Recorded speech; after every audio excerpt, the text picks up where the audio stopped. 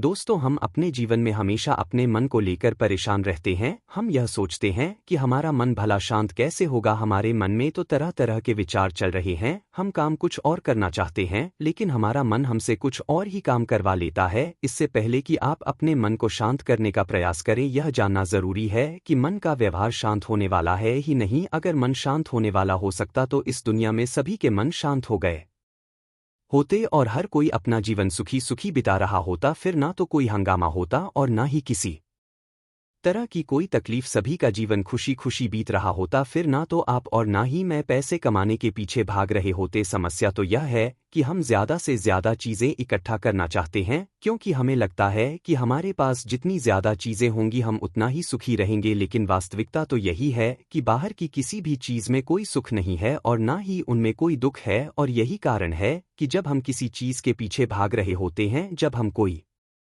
चीज पाना चाहते हैं, तो उसे पाकर हमें पल भर के लिए खुशी तो मिलती है, लेकिन बाद में हम उस खुशी का एहसास नहीं कर पाते। वह खुशी दुख में परिवर्तित हो जाती है और इसी प्रकार से हम एक चीज से दूसरी चीज, दूसरी से तीसरी चीज के पीछे लगातार भागते रहते हैं, क्योंकि हमें ऐसा ही लगता है कि यदि हम वह चीज पालेंगे तो हम सुखी हो जाएंगे। लेकिन वास्तविकता में वही सुख हमारे दुख का कारण बन जाता है, जिस कारण हमारा मन बेचैन रहने लगता है। हम उस चीज को पाने के लिए तरह तरह के उपाय करते हैं, जिस कारण हमारा मन और भी बेचैन होने लगता है और यह बेचैनी धीरे धीरे चिंता का रूप ले लेती है और हमारा मन पूरी तरह से अशांत हो जाता है। हमें कुछ भी अच्छा नहीं लगता। हमें लगता है कि जो कुछ हमने मांगा था उसका उल्टा हो रहा है, सब कुछ हमारे विपरीत जा रहा है। और फिर हम अपने मन को शांत करने के लिए ध्यान करना शुरू करते हैं, क्योंकि एक ध्यान ही वह मार्ग है जो हमें ज्ञान की ओर ले जाता है। वह हमें यह बताता है कि बाहर किसी भी चीज में कोई सुख नहीं है और ना ही दुख है। दुख और सुख तो हमारे मन का भ्रम है। यह हमारे मन की एक उपज है, जिसके लालच में हमारा मन हमें यहाँ